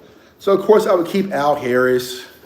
I mean, offensively, bro, I can't think of any offensive coach that I really want to keep. You know, I think it's time for Mike Solari to go, offensive line coach. Jeff Blasco, the running back coach. I'm not a fan of his. You know, so it's kind of one of those things. Yeah, offensive side, I would probably let go. Defensive side, I mean, if Zimmer's gone, right? The new coach is probably going to want his defensive coaches, but I feel like Al Harris has done enough to say. Coach Z, our defensive line coach, I feel like he's done well this year. And I want to say it, but I'm not really sure who's been in charge of it. But our linebacker coach has gotten our linebackers to play well this year. You see what I'm saying? Our linebackers have played extremely well. So I'm not sure if that's still Scott McCurley, or I know Zim has brought in his coach. Oh, yeah, Coach Wells, tight end coach, right? But, I mean, hell, our tight ends ain't played that well this year. But, so, yeah, I'd probably say, like, those guys. I mean, Solari can go. Blasco can go. Who's our wide receiver coach? Is that still Prince? Some of those guys can go, right? You can probably keep on, what's his name? I feel bad I forgot his name because I interviewed on the radio station. Who we drafted over Randy Moss? Greg Ellis. Coach Ellis could probably stay. See what I'm saying? So, one of those guys. What do you think of these Jason Witten talks we hearing? I hope not, bro. Hope not. We better not. Now, I'd be more than happy to bring Jason Garrett on or Jason Witten, not Garrett. Ooh, don't clip that. Jay Tuck said he wants Jason Garrett back. Don't clip that. Jason Witten, to bring him in, maybe as a tight end advisory coach or something like that, that's cool. But I ain't doing no Jason Witten head coach shit. I'm not. I ain't doing it. I ain't doing no Jason Witten. I ain't doing no Rex Ryan. If you have to tell me it's Rex Ryan, Ron Rivera, right, Jason Witten, then just give me Kellen Moore or something, bro. You know what, Kellen? I'll just go with Kellen, bro. I'll just go with Kellen. Whatever. You know what I'm saying? If it's going to be bad, just give me Kellen. You know what I'm saying? But I ain't doing none of that, bro. I'm not doing none of that. No, please. No Witten and Clapper. No, we good. Right. Not a fan of him letting to go cause experience and then go back to coach. Here's what's crazy to me, right? Back during the time frame where, some of us, we were kind of just like, season was pretty much dead. We were kind of just looking for something to talk about, right? And we had hopes, right, of possibly maybe getting a Travis Hunter or something like that, right? We were kind of looking about top 5-ish, right? There was conversations of Coach Prime coming to Dallas, right? And I saw so many people was like, I don't want Coach Prime. He's a horrible coach. Hell no. I don't want Coach Prime. I don't want Coach Prime. Coach Prime is trash. I don't want him, right? But then Jason Witten, I think that would be a good hire, Jason Witten. I think Jason Witten might be good for the Dallas Cowboys. I mean, he can be our version. Bro, you not see what Coach Prime was able to build in Colorado in 2 years? At the college level, at the Big 12 college level, in the Pac, and we going to high school? No, bro. No. Now, ultimately, I think I would like Coach Prime as a coach in Dallas, right? Because I feel like Jerry would let him tweak the culture, but still a no. You know what I'm saying? That's still a no. You know what I'm saying? Like, that's still a no. There's about 8 players to free agency, but I agree. Kellen Moore sounds great. In fact, it is great. I would take Kellen over Rex Ryan, over Rob Ryan. Like I said, my guy that I really like, y'all, right? I feel like who could be our Dan Campbell if we gave him the keys and really let him cook would have been Mike Vrabel, right? I like Mike Vrabel. I've been loving Mike Vrabel. Like before he even went to the Titans, you know what I'm saying? Like I like Mike Vrabel. And I just feel like if you were to bring in Mike Vrabel, Jerry goes, locks himself in a broom closet, and you say, you know what? Have at it. I feel like in the next 2 years, the Dallas Cowboys will be one of the scariest teams in the NFL. But you got to put Jerry in the broom closet. Actually, put Steve in there too. Lock it up and throw that key in the Pacific Ocean. And the Dallas Cowboys would be championship contenders in 2 years, maybe even one. You might turn around next year. You know what I'm saying? So that's what I would do, right? Or if you had Ben Johnson, right, and Coach Zimmer, and you locked Jerry and Steven in a broom closet, and you took that key and threw it in the Atlantic Ocean, then the Dallas Cowboys will be championship contenders in 2 years, right? But as long as those two are not locked into a broom closet, y'all, it really doesn't matter. It really doesn't matter. It hurt my heart to hear Coach Zim say the other day, when I first got to Dallas, I wasn't being who I really am. I was just trying to make people happy. DMV, what's going on with you, bro? I was trying to just do things the right way and do things the way that they wanted me to do.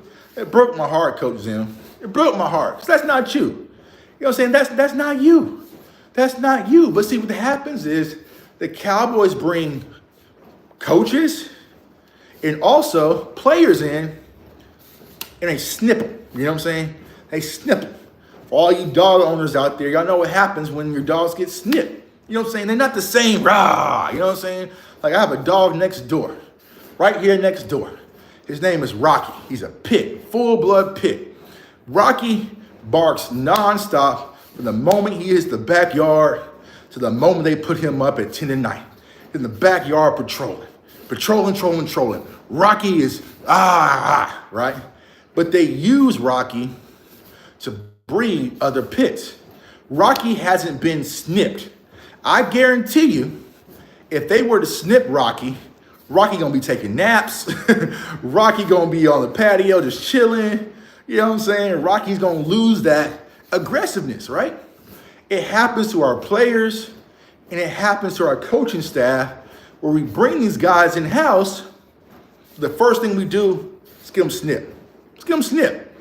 We don't want to make, you know what I'm saying? Let's get them snipped, right? So, hey, Zim, I know that you like to cuss and yell at your players and, you kind of want to be hard on the players and kind of have this tenacity about yourself. Yeah, but see, we have sounds from the sideline and we're recording that. And we really don't want to have to do a lot of editing, right? Because, we have the boom mics hanging over and it just makes it a little bit more difficult. So if you can, just tone it down a little bit. Just turn it down a little bit. Hey, we're just here about coaching the guys up. We want you to stay encouraging, right? But all the cussing and, it's just this is kind of tone it down a little bit. They snipped him. Bro, I haven't seen Coach Zimmer show any emotion on the sideline all year. And we're in week 17. You know what I'm saying? Week 17. We're in week 17, and I have yet to see Coach Zimmer going off on a player. I don't say getting off, pause, right? Going off on a player, right? You haven't seen it once, right? Y'all remember that clip that was going around off season that Coach Zimmer was yelling at those Bengals players and going off back and forth and yelling and cussing? I haven't seen a clipboard slam. I haven't seen any of that. It's just,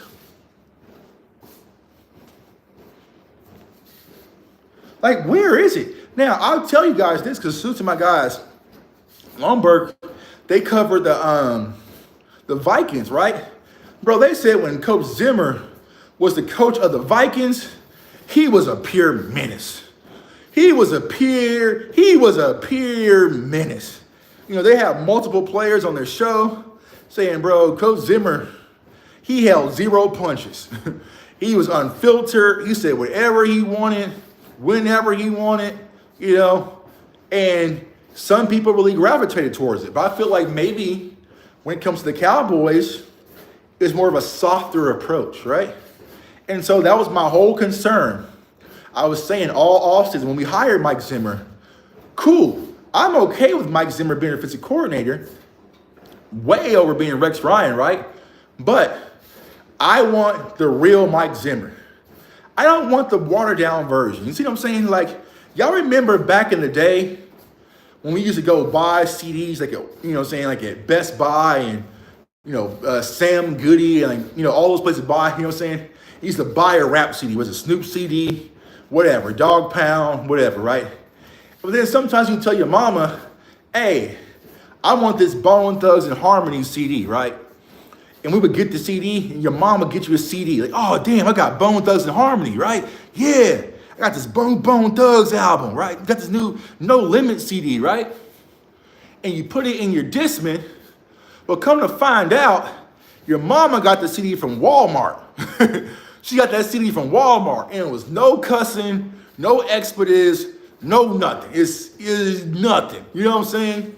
It was one of those.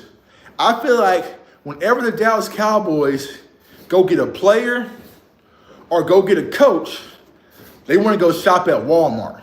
They want the edited version. You know what I'm saying? They want the edited, clean version of make them say, that you can play at church. You see what I'm saying? Like, hell nah, bro. Hell nah, bro. I want even as old as I am today, my birthday is next week, right? Or is it this week? Next week, right? Even as old as I am, when I am in the gym and I am going through my Apple Music, and let's say I click on Young Thug, right? All right, put my headphones on as Young Thug, about to get under the bench. But I clicked on the edited version. I gotta hold on, bro. Hold on, bro. Every time I got it hit me at least like two. Like, nah, bro, stop editing my stuff out. I want the dirty version. I want the raw, the uncensored. You see what I'm saying? I want the uncensored version. When it comes to Coach Zimmer, I want the raw, bro. I don't want the snip version. So you had to yell at your defense and get in someone's ass because they were getting ran all over by Derrick Henry. I don't need the nice approach from you, Coach Zim. I need from you to say, what the hell is going on? Get y'all shit together. Bench somebody, take somebody, kick over a water bottle or something, bro. I need some type of emotion, because if you have no emotion, how do you expect your team to have some emotion? See what I'm saying? Yeah, my mom did that with my DMX Hell is Hot CD. I was so mad. Bro, if you got a CD from Walmart, bro, you was hurt, bro. And see, back then, you couldn't take it back. Like, you were just stuck with the edited version of DMX. Missing all the good stuff. You know what I'm saying? Missing everything. You know what I'm saying? Yeah, we want the parental. Yeah, bro, that's the new model, bro. They have like Carpe Omnia or whatever, Carpe Omnia, Rooted. Next year's, we're putting parental advisory stickers on the Dallas Cowboys. I want them being uncensored. I want them to be chaotic. I want them to be tough, nasty, hated. You see what I'm saying? Because like, for those of you who are younger, y'all, I don't think you experienced what we were. Like, we sell it right now that the Dallas Cowboys in the 90s were this nice, high-flying, happy-go-lucky team. We had the triplets and the Cowboys cheerleaders, and we were kind of this happy-go-lucky team. Oh, no. Kids. That's not who we was. The Dallas Cowboys, a team, was nasty, filthy, arrogant assholes. And the thing about them is that Jimmy Johnson had the swaggerish mindset that he brought from Miami, where it was like, there's nothing you can do about it. We would run the score up. We was hard-hitting. We was dirty. Our offensive lineman was dirty and nasty and filthy, right? Michael Irvin was unfiltered, off the field trouble, not giving him. Troy Aikman said whatever he wanted, whenever he wanted. You know what I'm saying? Like Emmett was the model cowboy, kind of fit the little box that we like people to fit in right now. But the difference with Emmett was arrogant as hell though. Like, even though Emmett fit that box, Emmett was like Michael Jordan is, right? And what I mean by Michael Jordan, I know I'm a huge Michael Jordan fan, right? Is that in the public, it was say the right things, do the right things, be the role model. But Emmett was arrogant. And he knew who he was, right? Deion Sanders, primetime, bro. There was no bigger star attraction than Deion Sanders, bro. I'm talking like video games, cereal boxes, rap albums, right? But it was just a swagger. It was just different, where when that team hit the field on Sunday, they knew ain't shit you can do about us, bro. It wasn't a fake confidence. It wasn't that, oh yeah, the Cowboys are a good team. It's like, no, we are the best team, bro, and we're gonna do what the hell we want to whoever we want. Jimmy Johnson knew, you know what? I'm gonna line up behind this big physical offensive line with Larry Allen, Big Nate Newton, right? And we're gonna hand the ball to Emmitt Smith, let's say 20 times a day. Actually, you know what? Let's make it 30, bro. And let's go out there and break their spirit. Bam. And there was nothing you can do about it. You see what I'm saying? Like, that's how he was back then. That's the Cowboy. That's what made me a Cowboys fan. If the Dallas Cowboys were who they are today, back in the 90s, I probably wouldn't have been a Cowboys fan, right? Because it wasn't soft. It's like, when you think about the Pittsburgh Steelers and the Baltimore Ravens, like dark, gritty, arrogant, you know, swagger, confidence, you know, all of that stuff. That's what really encompassed the Dallas Cowboys, the winning formula back then, bro. It wasn't just star-studded cheerleaders and Dolly Parton concerts. It was in your face, bro.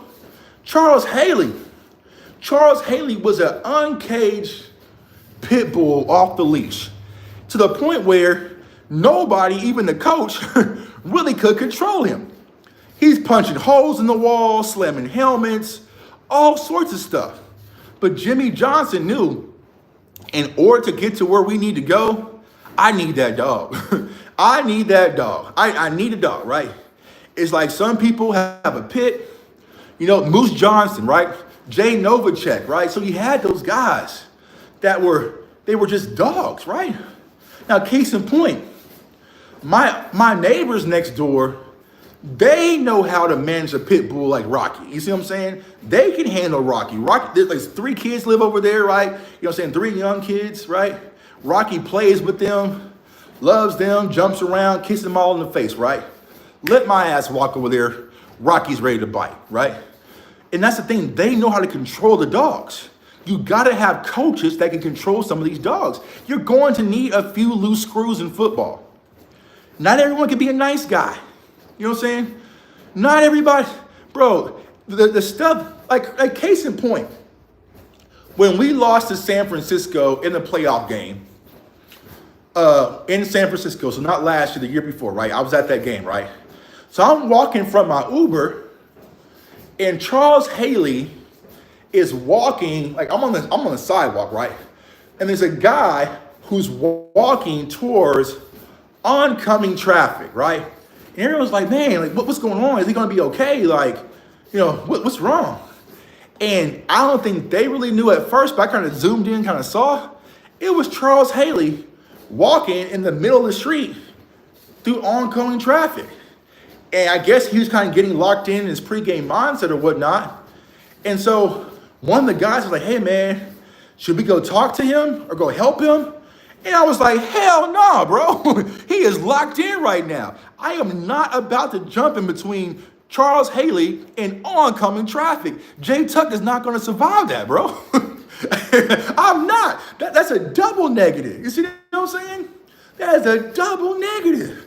He is locked in. Whatever he's doing mentally to prepare for this game, you got to let him go. But I damn sure we're going to, hey, Mr. Haley, do you mind coming over to the sidewalk? It's a little bit, hell no. I am not trying to snap that man out of that. It's like Tyson, right?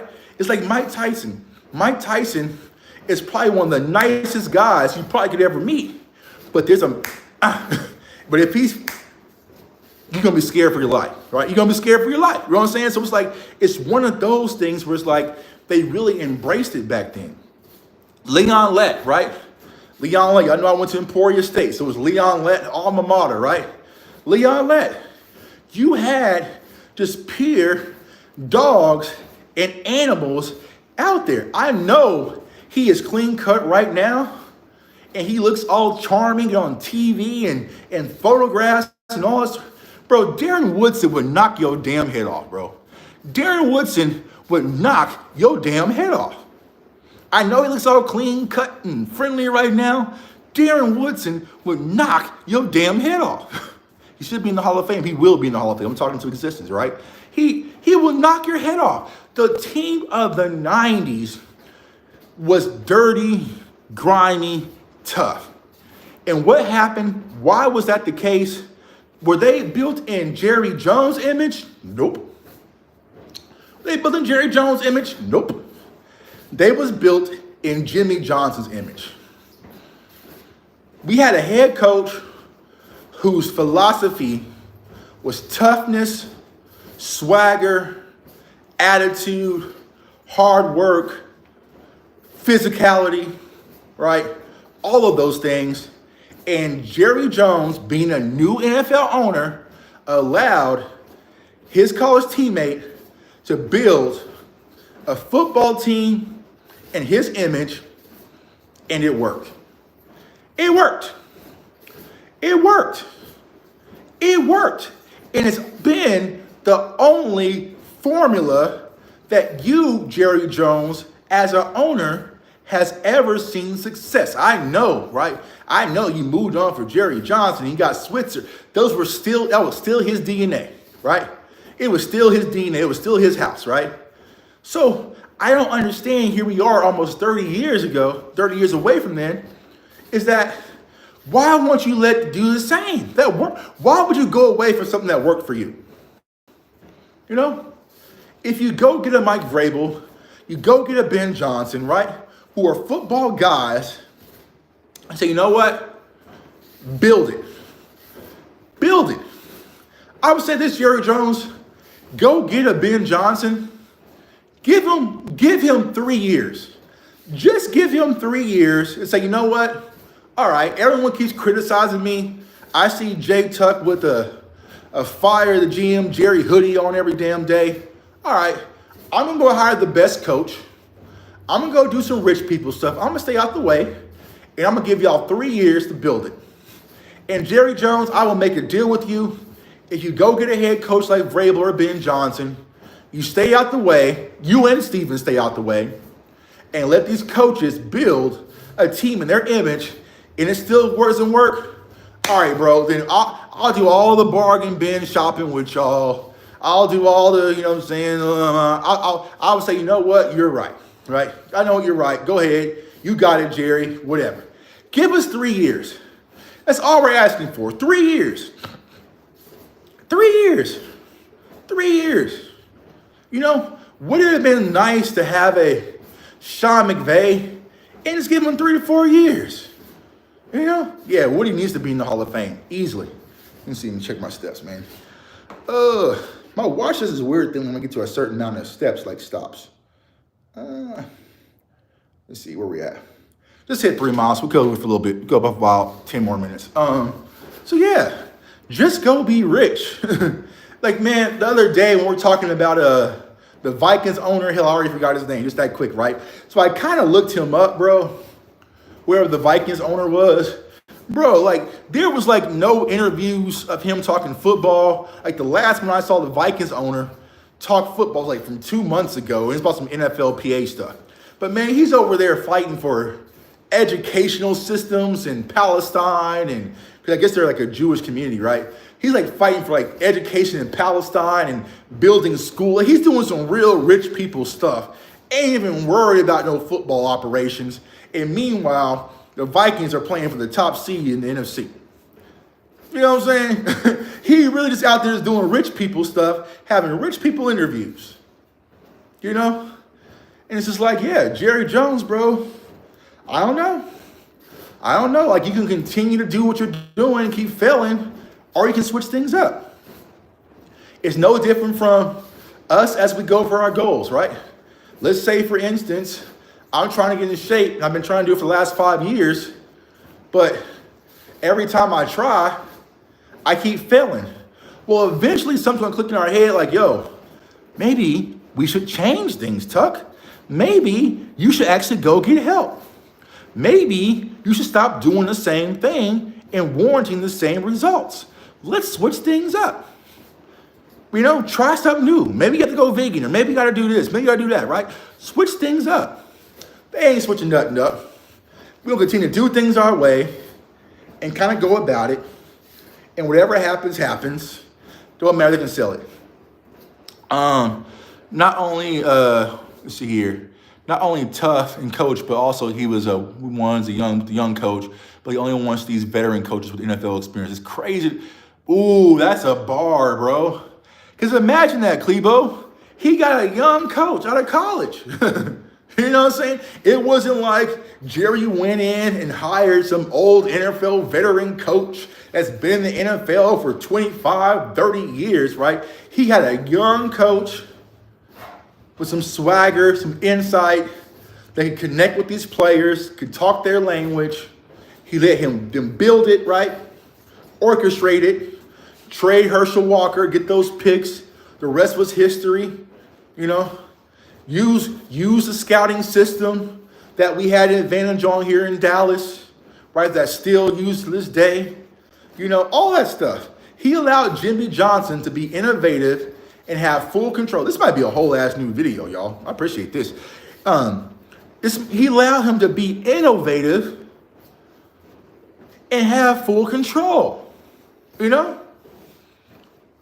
And it worked. It worked instantly. A lot of new NFL owners, right? You don't have instant success. Hell, there's teams still, look at the owners in Buffalo. They still trying to get their first Super Bowl, bro.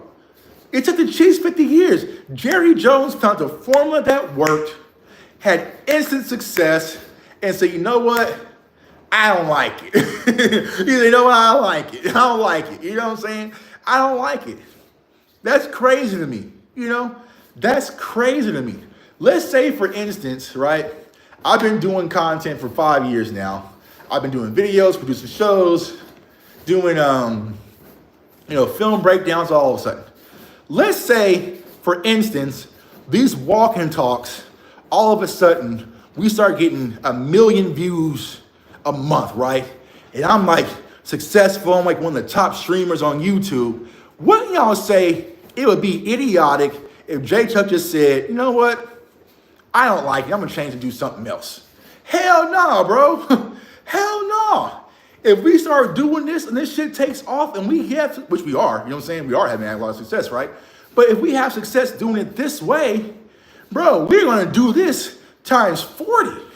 We're gonna be having walking talks in Brazil and all over the world, you know what I'm saying? And have a group of people and pro athletes walking and talking with, like, we are gonna stick to the foundation that made me successful and continue to build off of it. But meanwhile, Jerry Jones has said, I know it's working, but I don't like it. I'm gonna do things a whole different way. And you've been failing, struggling, chasing your tail for 30 years. And it's not like the Cowboys have had success in the 30 years. Here is the crazy part. When it comes to Jerry Jones, Stephen Jones, Charlotte Jones, whoever, doing things their way. You haven't even been close, bro. You haven't even been close in 30 years. It's not like, hey, man, we went to a few Super Bowls. You know, if the fumble would have went this way or bounced back this way, things would have been a little bit different, you know. Bro, you haven't even been close. You haven't even been close to an NFC Championship game. Not even close. Not even close. Besides the Dez Carter year. But you haven't even been close, bro. You haven't even been close.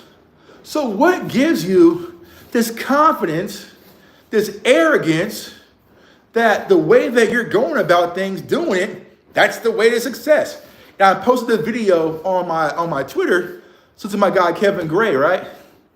When Stephen Jones told the Rams the way that they're going about winning isn't sustainable, and that was the offseason after they won the Super Bowl. He literally told the Rams, the Super Bowl champions, the way that they go about winning championships isn't sustainable. The audacity to tell the Super Bowl champions the way that they go about things, and they got lucky. It ain't sustainable, bro. That's some hating ass shit, right? That's like if some of y'all lose 30 pounds, right, this year. And I'm like, it ain't gonna work next year. Whatever, it ain't gonna work next year. They hit their goal, bro. They hit a goal that you can't even get close to. So I'm sitting here telling you who lost 30 pounds, it ain't gonna work next year. Well, I'm obese. You're obese, Steven. You're obese, Jerry. You're not even close to your goal. You're not even remotely close. So who are you to sit back and, let's see the Eagles' books, though. Let's see what their books and their salary cap. You're not even remotely close. You should be open to all things. You should be open to all advice. You see what I'm saying? Like, it's just crazy that, and the Rams won a Super Bowl, tore it down, rebuilt it, and bounced back into the playoffs, just like that. Just like that. I mean, even if you want to look at Philly, right? Philly, even though they didn't win another one, they won a Super Bowl, got a brand new quarterback, tore it down, rebuilt it, went right back, and now they're back in contention. So these teams have won Super Bowls, tore things down, and rebuilt it and resurfaced faster than you've done anything in 30 years. That's crazy. That's crazy. That's crazy. That'd be like me having a YouTube channel. I hit 100,000 followers or subscribers, right? And then my channel gets deleted. I have to start over from scratch, and I rebuild another one that gets to 150,000 before someone else can get to 100,000. And you had 30 years to do it. You had 30 years to do it. You see what I'm saying? So like that's what I hate about the Cowboys. It's this complacency, it's this arrogance, like we are just above and beyond, right? It's that false sense of entitlement, right? And some of it comes from us as fans, right? Because we kind of put them on a pedestal, but it's time to start speaking truth. Y'all not as good as y'all think y'all are. This organization isn't what they think it is, right? They think they shit don't stink. We telling y'all the Cam Ward. We Cam Ward y'all, right? Hey, that shit y'all doing stink. It stinks, bro. But they feel like they do one thing the Patriots way and that they the Patriots. Not realizing the Patriots way only worked because they had the greatest Patriot and quarterback damn near of all time. Yeah, you can be cheap in free agency and lean on draft picks and do different things. We got Tom Brady. You know what I'm saying? You can do that with Tom Brady. But look at the Patriots right now. Who has the number one pick of the draft right now? Yeah, it's different. It's different. It's different when you don't have Tom coming up everything. Now, I love you, Dak. Dak, you my dog, man. I appreciate you for, you know what I'm saying? I appreciate you, Dak. But you ain't Tom. You ain't Tom. You not Tom, Dak. Love you, bro. Proud of you. Everything you accomplished. You know, everything. But you're not Tom. You're not even remotely close to Tom. You see what I'm saying? So, yeah, everything you want to bring up is the Patriots way. Because it's funny, right? It was during the preseason, and I have like the NFL package so I can watch multiple games, right? So I was watching the Patriots NFL preseason game this year, and I was hearing them talk, and I was kind of like getting ready because we were getting ready to play, and I was hearing their analysts talk, and the things that they were saying, I thought the Cowboys game had came on because they're talking about lack of free agency, leaning on draft picks, leaning on younger guys, you know, so all the Patriots shit that they were saying on their stream and on their show during their game, I think the Cowboys would think that's the way to win. They rather do, well, but here's the crazy thing, bro. The Chiefs have Patrick Mahomes, and they don't even do things the Patriots way, bro. They don't even do things the Patriots way. You see what I'm saying? They got Pat Mahomes. They don't even do things the Patriots way. The Chiefs stay aggressive. Brett Veach, a GM, right? Because they have a general manager. That means the guy who does all the football stuff. And they have Clark Hunt, who's the CEO. So he does this rich people stuff, right? Their GM, Brett Veach, he stays on the hunt. He stays on the hunt. He wasn't going to let Pat Mahomes bleed out and be like, all right, it's fine, bro. Like, we need some wide receiver help. You'll be all right, bro. You're the best. You got it. You figure it out, bro. Nah, he was like, nah, we're not going to let our quarterback bleed out. Let's go get D-Hop. And what did they give up for D-Hop? They give like a fifth for D-Hop or something like that? Like nothing too crazy, right? Yeah. You know? Yeah. Now look at the Jets, right? Even though it backfired, they went and got Aaron Rodgers, Devontae Adams. When they had Garrett Wilson, Allen Lazard already. And Breece Hall. And Braylon Allen. You know what I'm saying? They went and got their quarterback help. But for us, we'll let Dak bleed out. So everybody can jump and say it's his fault. Because Dak takes all the bullets for the front office. And Jerry and Steven don't have to take any of the blame, man. It's a dirty game. What do they mean? Bro. Anyways, right? It's a dirty game how they play it, but it's the way they play it, man. But it's crazy to think the thing that helped make the Cowboys successful, they got away from, and they feel like they can do better without it, man. Yeah, they try to do you're right, the Chiefs trying to go back and win Super Bowl. They are locked in on 3P. Like it's like they're talking about it like, you know, saying something crazy, right? Because you know they are locked in on 3 because they know Travis Kelce is probably to the end of his career, right? So they are focused. They are all in. They are all in on going on a 3P, and we can't even go all in on getting to an NFC Championship game. You see what I'm saying? Like they're all in on the third one in a row. They're all in. Like they are locked in on building a dynasty, and we're locked in on building a team that's cap efficient. That's cap efficient, right? It's crazy. It's crazy, man. But I appreciate y'all in for tuning into the Walk and Talks. Like I said, we're going to do this every morning for the most part when I'm in the gym. It's not too cold out here yet, but if it starts getting cold, I can turn on my space heater. We kind of walk through it. But appreciate y'all, man. We got our 3 miles in today.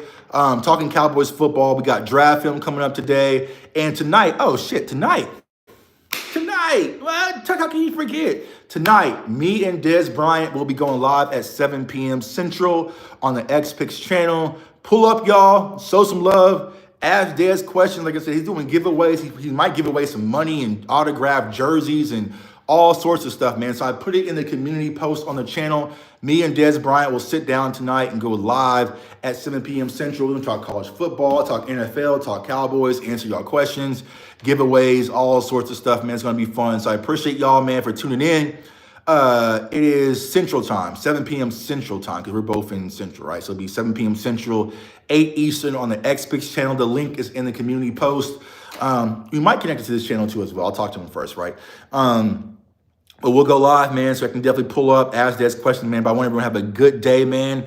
Start the new year. I know a lot of people are going back to work. Hey, let's set the tone today. Let's set the tone. Let's go out there and be great. You know what I'm saying? Let's not go in to the same habits that you had for 2024, right? That was my thing. I really didn't set goals for New Year until last night because my wife was doing this like bingo thing she saw on Pinterest that she wants to do, right? So write down those goals and we play bingo, right? But I really didn't set goals for this year. I set habits. I wanted to focus on habits. I know no matter what, if I just knock out these habits daily, I'm going to get to my goal. You see what I'm saying? I'm going to get to my goal if I just do my habits. You know what I'm saying? If I get 10,000 steps a day, right? If I drink my water, if I monitor my food, if I work out, you know, if I start saving more money and, you know, if I record and drop a video daily on the channel, all the things I'm after, like if I drop a video every day, 365 days, you know, throughout the course of the year, my channel's naturally going to grow, right? So it's like if I was doing these things, these habits, reading more, right, exercising more, you know what I'm saying? You know, have these habits, I'm going to get to my goal naturally. And that way, when you look up at the end of the year, it's like I ain't, you know what I'm saying? I'm kind of stacking those habits, and the next year you stack the habits again, right? So that's what I'm focused on. There's a book I read called Atomic Habits. It's a good book. Check it out. It's also audio form as well. Read Atomic Habits, but it kind of teaches that, like, focus on your habits, day-to-day routines that will get you to your end-of-day goal, man. So I appreciate you guys, man. Everyone stay safe, stay blessed, stay encouraged. I appreciate y'all thriving with me, walking with me, talking with me. I really enjoy this, man. I'm having the most fun I've been doing for content in like the last 3 years, man, because honestly, it's kind of getting drawn out, but it's kind of giving me new life, new voice to kind of just jump on, talk to y'all, and just have fun, man. And there's a lot of sponsors reaching out to me. I think I might get like a treadmill, not a treadmill, but like a new tripod. And then this company wants me to get a little lapel mic. I can put my lapel mic and all that shit on there. But we're just gonna cook right now. We're gonna cook right now. I don't need all the graphics and sponsorships and all that shit. We'll get to that later, man. So I appreciate y'all. Everyone stay safe, stay blessed, stay encouraged, and go Cowboys. Peace. See y'all tonight.